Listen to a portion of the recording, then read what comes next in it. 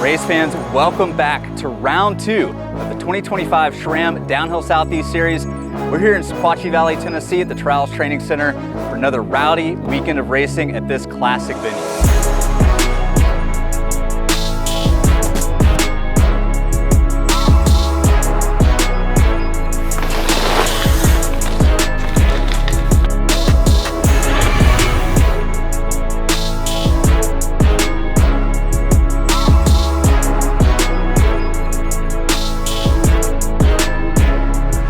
Where it all began with the first ever Downhill Southeast race right here on the old GO track, where Luca Shaw and Frida Roning took home the wins from what would grow into the largest and longest running grassroots series here in the United States.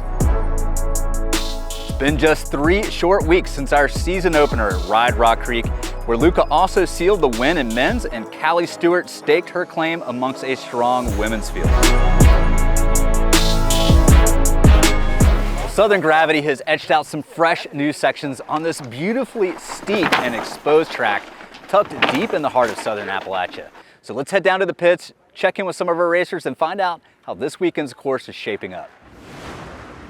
This track always grows and evolves. Each year we bite off a new little piece that we want to add to it. And this year we added a couple jumps to the bottom, some off-camber, loam sections. It's got a bit of everything. Right out of the start gate, it's a bit of a sprint. You get into a small rock garden, and then you go into the heavy exposure areas. It's right on the side of a cliff, the trail's tight, and there's not a lot of line choice. It's just who can hang on and go as fast as possible. After that area, it goes into feature section that has some really unique rock drops and wall ride, kind of crafty moves in there. First tricky section, probably like just the first new loam section, I'd say.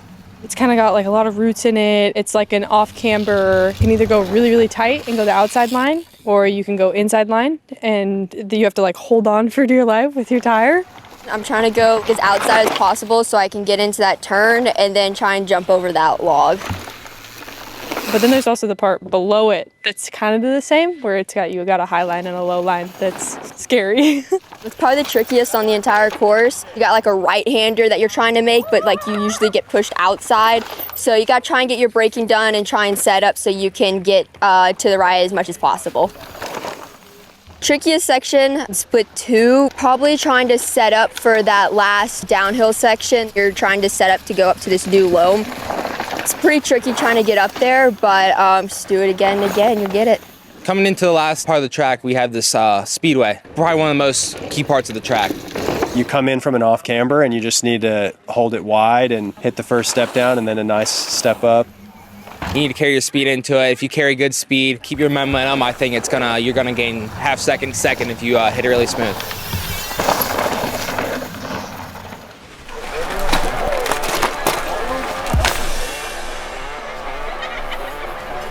How are you riding? I'm barely doing it, brother.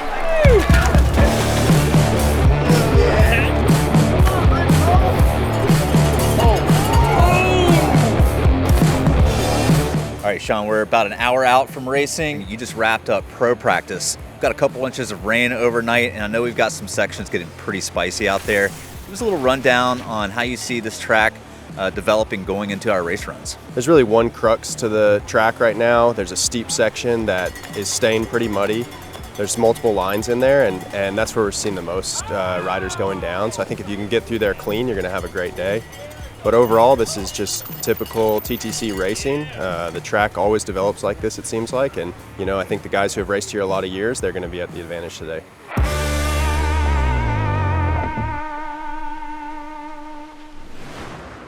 Well, the booth is the place to be here at the TTC, and I'm back here with Nico Mullally to call round number 2 at Downhill Southeast. Nico, you've been out on track all weekend. What do you think we've got in store for us for the Pro Women's Finals? Yeah, good to be back, Will. This is one of the most technical tracks of the year, and we have 8 really talented riders in the Pro Women's field. I think we're going to see the best rise to the top today. Let's look back at their seeding runs from yesterday. And you take a look at these results, and kind of like that theme from the men's field in round number 1, it's like defend home turf time for Xana Logar here. She's sandwiched in between the Osgard sisters in the top 3, and Shell Peugeot makes her return to Downhill Southeast, and she's seated in 4th, but right there within striking distance of the podium. And speaking of Shell Peugeot, she's going to be our hot seat rider, Nico. Before we move into the top 3, riding for Southern Gravity this year, you can't miss the frame on track. Yeah, that hot pink Sean Leader made frame. It's made about 2 hours down the road. Shell's spending her winters in Windrock, and she's pretty accustomed to this type of terrain. So I think it's going to be a course cut out for her today. Yeah, that paint job perfectly matching the OnlyFans helmet. Check out Shell on OnlyFans for all the behind-the-scenes content for her escapades on the bike up and down the East Coast as she throws it into that tight corner. Completely missed that bridge, Nico. Yeah, the top of the track's looking good. We got a lot of rain overnight. It's been nice today, so the track I expect to be drying out. And if you look at her kit, she's really not covered in mud, so the conditions look to be pretty good right now.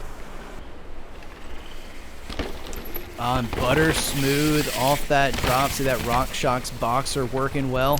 Middle section of this track has a lot of big features, and then into a section like this is more tight and technical. It doesn't do it justice on video how difficult it was for her to go over that log right there in this off camber. That's one of the gnarliest lines out here. And then into this next section is going to be one of the deciding factors on track today.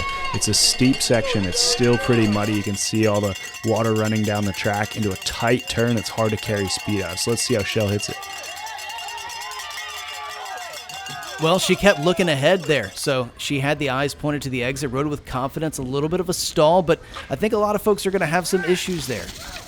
Yeah, definitely, as I said, a deciding factor today. Let's see what she does here at the second split. Well, she's 6 seconds up, putting together a solid run. Not a lot of stalls. This new step down here into the finish corral. Shell whipping the inside line. Is this going to be around the 3-minute mark? Yes, it is. So 3 minutes. That would have been our second fastest time yesterday. Aletha Osgard, our top time was a 2:49 as we look back to this drop. And one of the many cool features on this track. Yeah, you can see all the big boulders here, a couple in plateau. Just pretty cool landscape. Unique place we get to race. Well, and Taylor Osgard seated third yesterday. She was here last year, was on the podium in Downhill Southeast, and she comes out of the gate blazing on that brand new Canyon. Taylor and her sister Aletha also have been spending their time in Windrock through the winter, so another rider who's accustomed to the Tennessee mud terrain. I think she'll be excelling on today's track.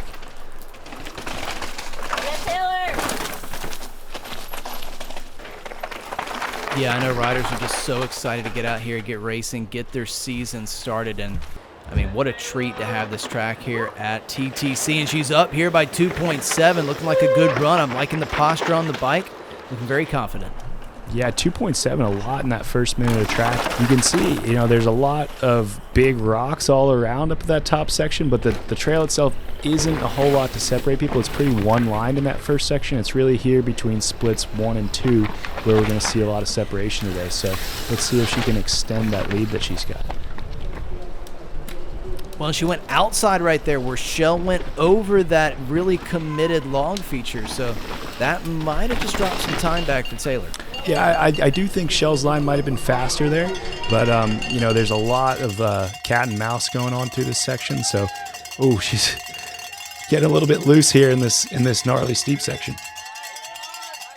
All set up for a very committed inside and just was on the wrong side of that parallel edge. Saw that stone sticking out of the mud. So, couple little hiccups there. Let's see what the time says at split number 2. She was up by over 2 seconds, and now she's back by a tenth. So right there on pace with Peugeot now with just a little bit of track to go. Yeah, she took it out really fast, but we've seen a few mistakes here at the bottom of the track. So let's see what the time ends up. Taylor Osgard is going to be a 3:01, so she'll be less than a second outside that time of Peugeot. Should we come back up? What a cool feature here in split the one. goalpost trees, they call it. Taylor will be looking back at this run. I think she'll be able to see pretty clearly where she lost the time. She can go back and work on that for the next race she has coming up. Well, 2 riders left to go, so we have Xana Logar dropping in, riding for Future Frameworks out of Davis, West Virginia. She took the win here last year, Nico, over both Taylor and Aletha Osgard.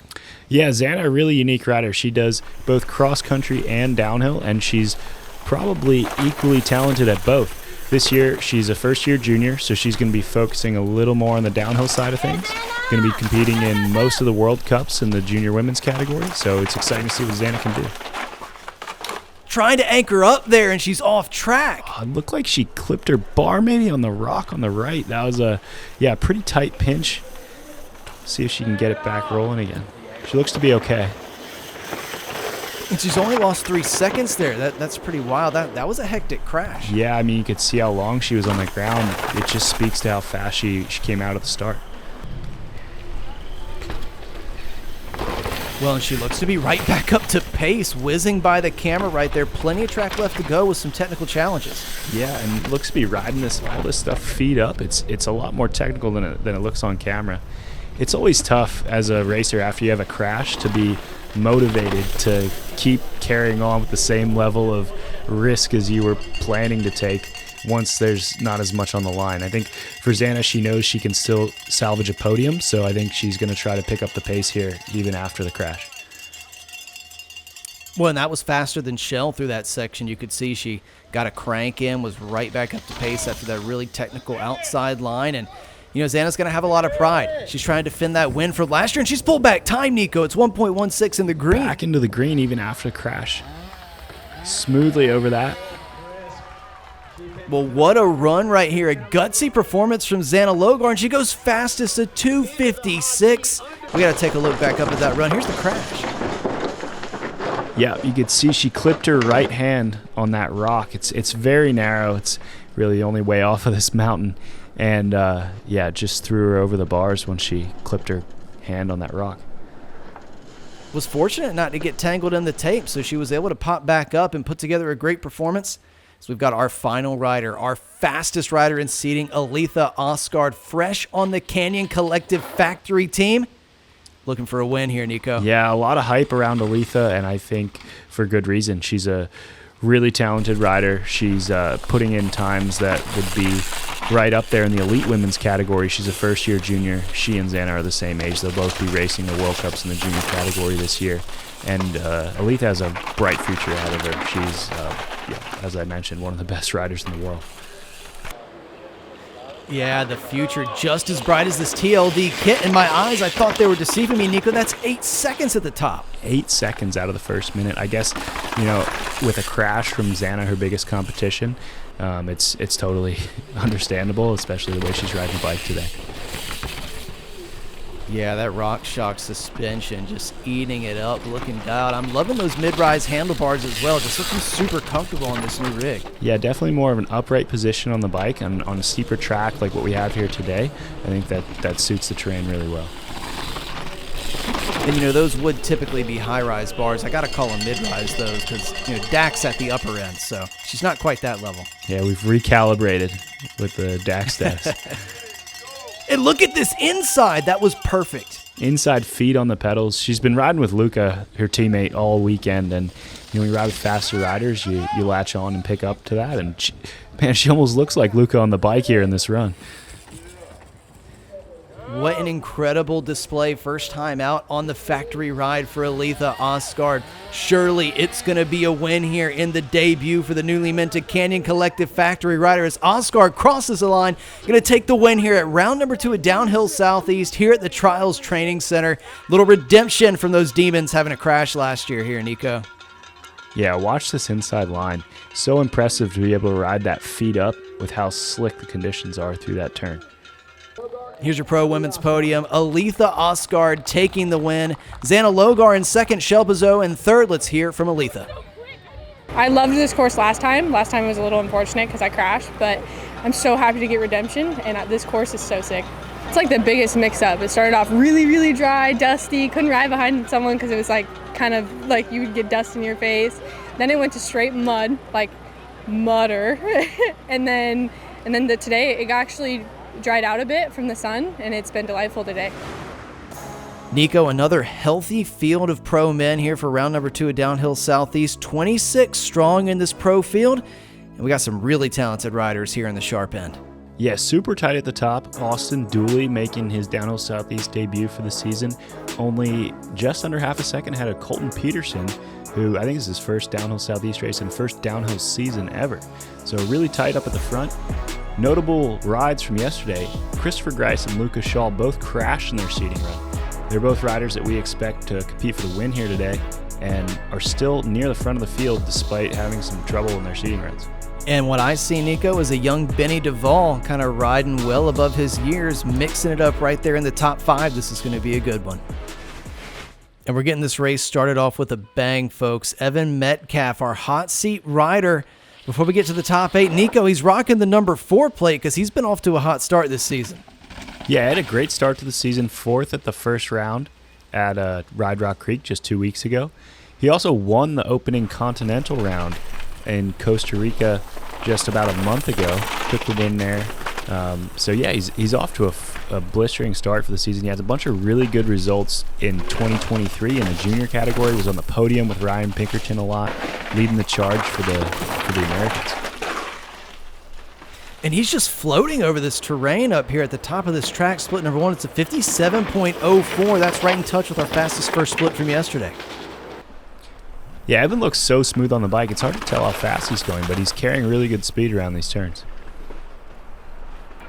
Yeah, I mean, he's in deep to that suspension in these turns. You can tell he's hooking up, got a ton of traction, riding with a ton of confidence. I think he's got those SRAM Maven brakes on. I can see those big red brake calipers. Definitely going to help on these steep technical sections. Man, squared off that turn. You can see he squared off the turn around the log, too. It looked like he lost a bit of time there. That section's one of the most technical parts. It's not so gnarly. It's just off camber and really hard to ride. And then into this section, very similar, just muddy, steep, hard to carry speed around this turn. Went over that rock there. That's not the line, but he made it work, kept his feet on the pedals, actually got a pump down it. Yeah, you know, there's going to be some mistakes out here on track today, right? The conditions are variable, so you got to just put that behind you. He's put that one behind him as well and almost threw it all away right there, trying to jump up onto the camber, but he's still green there at split 2. One more jump between Metcalf and the finish line. Could be a danger man today, Nico. He's going to start us off in the hot seat with a 2:31. Yeah, good work for keeping the bike rolling, minimizing those mistakes. But I think he'll look back on this run and, you know, he'll realize where he lost some time and could have had a little bit better position at the end of things today. We move into our top 8 now with David Kahn from Etowah, North Carolina, riding for Pisgah Trail Company. Good to see Kahn back up at the sharp end of a downhill southeast. David Kahn, the Trail Terrier, sniffing out some single track today. Well, he's right on the scent here at the top of this track at TTC. Definitely some tight turns that'll favor a rider of a little slighter build like David Kahn. Yeah, he's so quick around these turns. You can see he goes really forward on the bike. He's aggressive in his position, and he just whips it around those tight turns. Well, the tightest section of all right here, sneaking in between that tree and the Cumberland Cliffs. We look to split number 1, and he's a second back, but Nico, we've seen a lot of time be made already in this race lower down the course. Yeah, the top section, you know, it looks gnarly because there's cliffs on both sides, but it's really one line. There's not a lot to it. You've got some long straightaways and then some tighter turns, and it's really from that first to second split where David's coming into right now, some of these more technical sections where I think you'll see time being made or lost today. Oh, and he goes inside on that drop. I'm sure the angle doesn't do that justice at all, Nico. It's looking to get pretty steep here. Yeah, it really doesn't. It's so hard to go over that off camber, and David just made it look so smooth. This section as well, just one of the most technical parts. Try to carry speed out around this tight turn. Quick on the pedals. He hit that as well as I think he could have from the outside line. Yeah, that really looked good to me, so we'll see what it looks like on the clock here. Split 2 about to come up on our screen. Kahn, he'll pretty much stay right at that same differential, so he lost a smidge more time. Inside line, though, right there. He's sitting in 3rd place, so maybe not threatening that time of Metcalf. We'll see if he can pick up any more positions here as he cranks toward the finish line, and David Kahn goes 2nd. He's just a half second back. Yeah, he made up a lot of time in that last split. We saw Evan have that moment where he kind of slid out there, and David rode really smooth to the finish, so good job capitalizing on that. Yeah, way to ride, David. Mixing it up with these World Cup regulars, man. Not an easy task to do. Doing it for the working men. Absolutely. Laying one down there was David Kahn as Colin McKellier sprints out of the start hut. He's holding it down for Defiant Racing in the final here today. Yeah, Colin had a good showing. He was in our first replay show as well. He's doing a lot of the national races this year, and we'll be racing a few of the World Cups as well. So he's looking to ramp things up. He's been solidly inside the top 10, but I think he wants a little bit more. And he's pushing for a little bit more today, Nico. Already seen a couple loose moments in corners. He looks a lot more aggressive than the first 2 runs we've seen.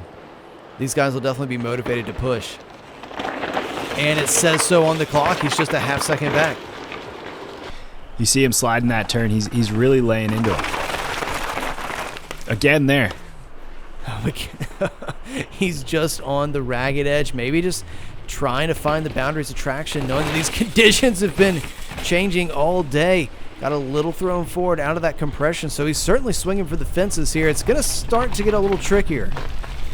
Yeah, we got about a few inches of rain, really, overnight last night, so the track's drying out. It was dusty to start the weekend, a lot of rain Saturday, and then today it's been sunny and windy, so the track's drying, and it's inconsistent is the toughest thing for these riders. The section you're seeing now still has some water running down it where it hasn't dried as much.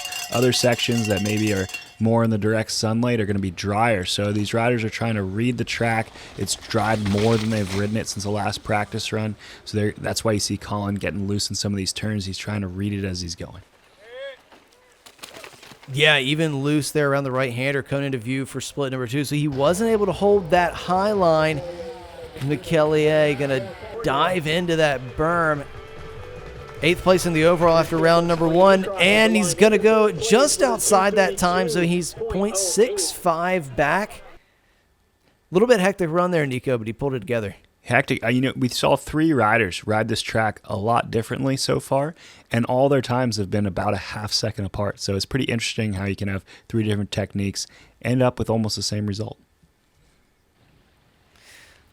Well, one man that's trying to improve his positioning from seeding to finals is this guy right here, Tyler Irvin of Alpine, California. Looking to have a big breakout domestic result. He's got that number 7 plate after a 7th place finish at Rock Creek round 1. Look how strong he is on the pedals. Tyler's one of the tallest riders in the field. He's fit. He's always got a lot of leverage on the cranks. And for how tall he is, he's ripping around these tight turns.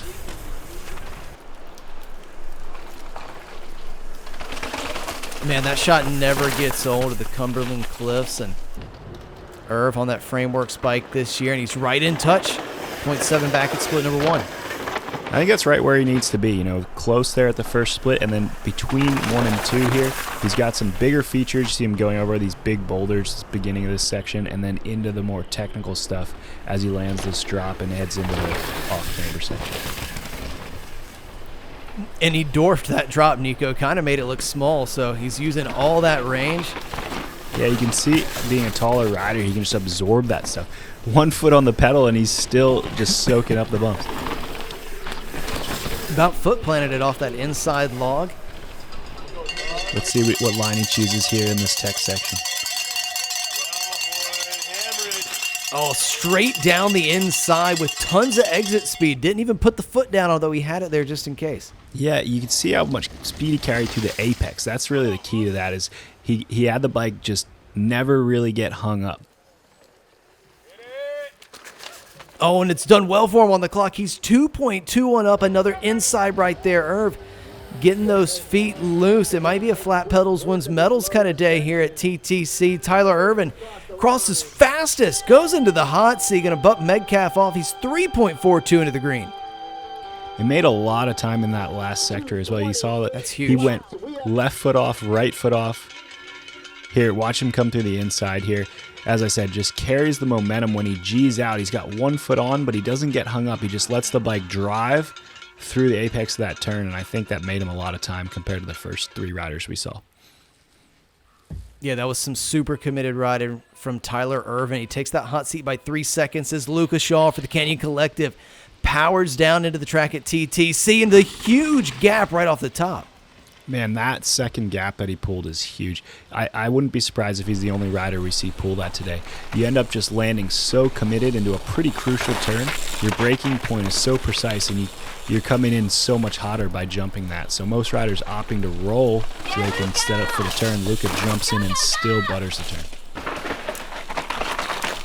And Nico, I know we've been talking about the top of this track looking one line, but I'm seeing Luca painting the edges of this track, maybe just because he's carrying more pace, and the clock certainly says he is. He's 2.29 up at that first split. That's a huge margin in the first minute of the track with not a lot in it, as we described. Let's see what he can do if he can open this up through the midsection. And Nico, if I'm a betting man, I say he can. He's 3 for 3 winning races here at the Trials Training Center on the Downhill Southeast Circuit, including that first race way back in 2016. Yeah, Luca Shaw winning our inaugural Downhill Southeast. He's definitely one for the TTC. He's done a lot of riding out here, and he's won more races than he hasn't. Well, he was clinical through that steep section with the inside over the log, clinical around these muddy turns as well. That was insane. Went outside, we saw how much speed he carried out, strong on the pedals, straight back up to speed. Oh, this is looking like a huge run for Luca Shaw. You could see him bunny hopping a rock as he went out of sight. He's 3.9 up, hits that high line perfectly. Oh, this is big time right here. It's going to be a heavy one. He's running a rotor guard. I wonder if that's for mud or aerodynamics today. Well, it worked out for him. 5.2 into the green, Nico. That is massive with 4 more riders to go. That's a huge gap. We've got 4 really strong riders, so that's going to be a tough bar to beat, but I think we're on for a good race today. And we get to see this big gap up at the top. Still within the poles. Still between them. He's a bit above them. Well, Benny Duvall, riding for Future Frameworks, our next rider after that clinic that we just saw Luca Shaw put on. But Benny's a rider that's been busting into the pro ranks in a big way this season. Yeah, he's a second-year junior. Spent the season last year competing in the World Cups. He's put in a lot of work this winter. He's made his riding a lot more consistent, and he's come to the Southeast to mix it up with the big dogs. Well, put it into the top 5 at round number 1. You can see that reflected in the number plate. A little bit of a manual right there, Nico. He's carrying pace. Good speed. Oh, did you see that? He looked like he clipped that tree with his leg. Yeah, he hip checked the tree, then shoulder checked the Cumberland Cliff, so it put him 2.5 back at that first split. He's got some work to do. Yeah, let's see if he can put that behind him and continue on with a smooth run.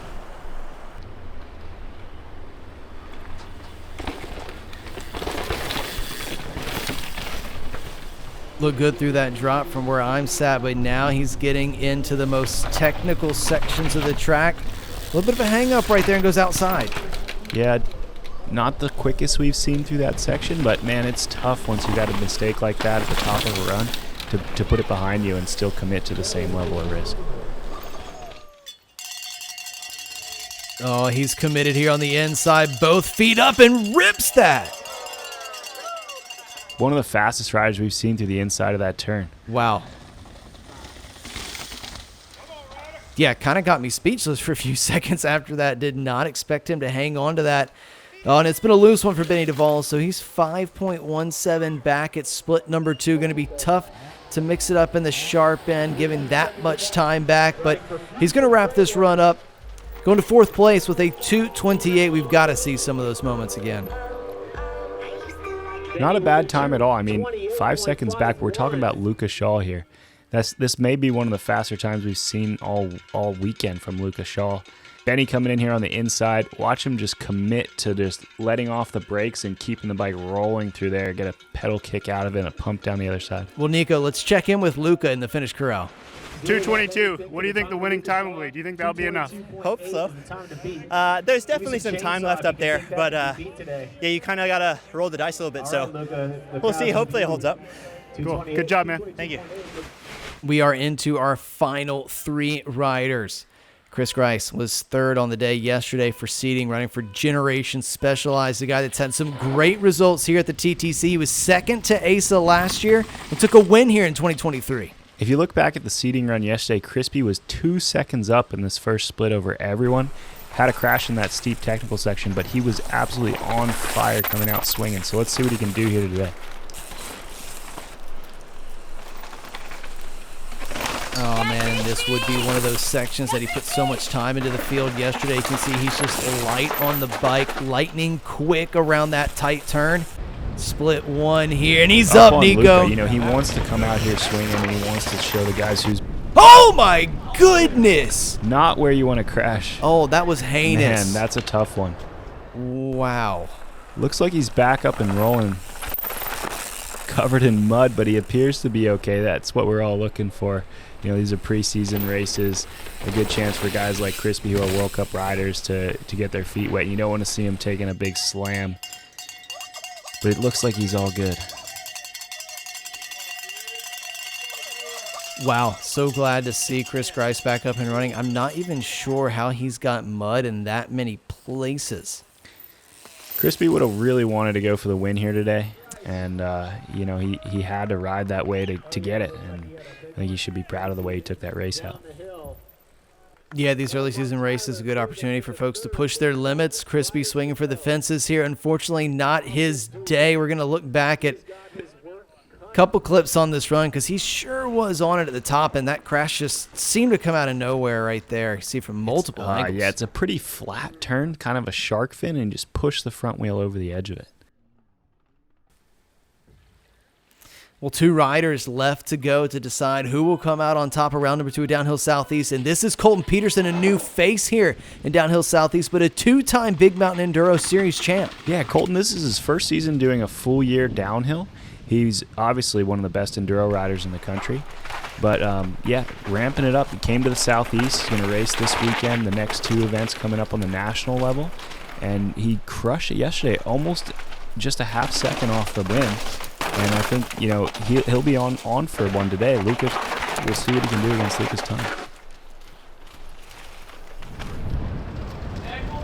Well, he's in touch. Split number 1, just a half second back for Colton Peterson.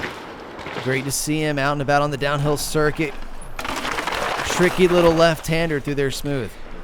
Yeah, Colton's a guy I haven't seen ride a lot. This is one of the first times I'm seeing him on film, but he's so fast with the flat turns. It looks like he's almost chilling in these in-between sections, but just carrying so much speed through the flat turns. Look at that outside setup. He just carries more momentum through this off-camber. Yeah, a completely new line, but we'd expect some creative lines from a guy that's been riding so much enduro, having to process all that trail and high again right there. And outside. That was clean. Super clean. Feet on the pedals, quick up on the pedal strokes out of that turn.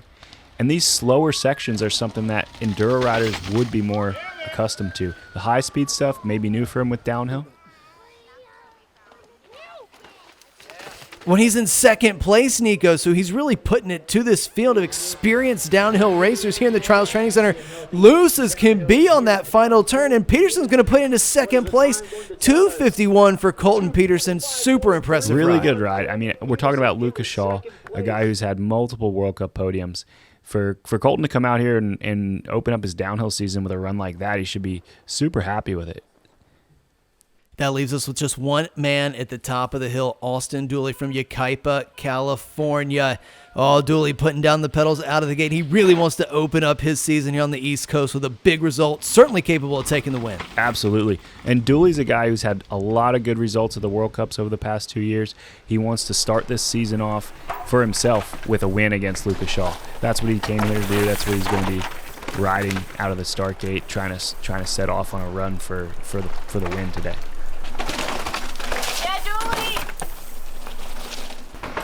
Clean so far for Dooley. Just into that corner with reckless abandon. Maybe a smidge of a stall. We'll look at this first split. No stall at all, Nico. He's up by 0.3. That's incredible. That's right where he needs to be. Let's see him carry some speed through this next section. Yeah, I'm really interested to see when Dooley gets to that steep section. We saw Luca just have a butter smooth inside line, hopping that really steep log. I know that's where he put some time into the rest of this field. Oh, Dooley getting a little bit loose as he comes into it. He's on the inside line there too. No, another dab.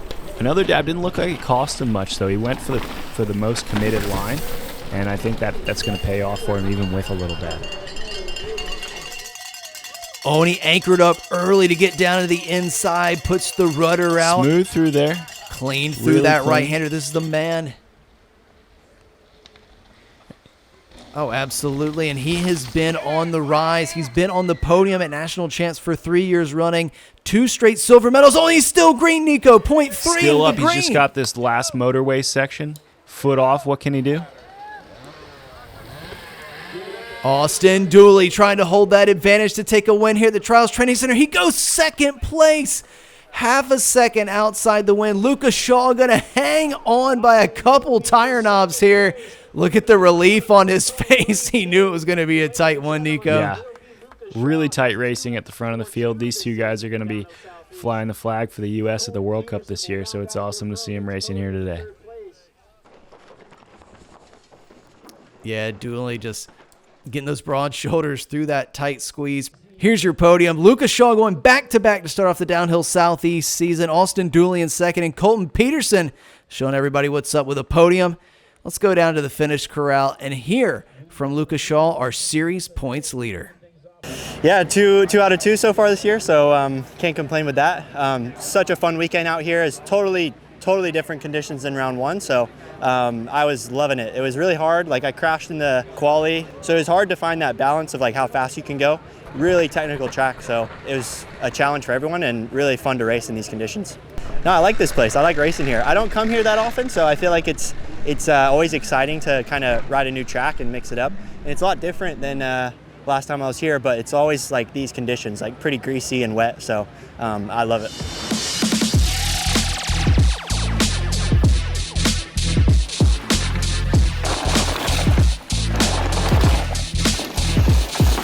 Well, that's a wrap for round 2 of our 2025 SRAM Downhill Southeast Series here at the Trials Training Center. It was another sloppy and wild weekend of racing at this storied venue. On behalf of myself and the entire crew here at the Gravity Co-op, we want to thank you for supporting US Downhill. Downhill Southeast returns April 25th to the 27th for round 3 in Massanutten, Virginia. But we've got 2 more races you won't want to miss as we head to Windrock the weekend of March 29th for the Tennessee National, followed by round 1 of the Monster Energy Pro Downhill Series at Ride Rock Creek, April 6th.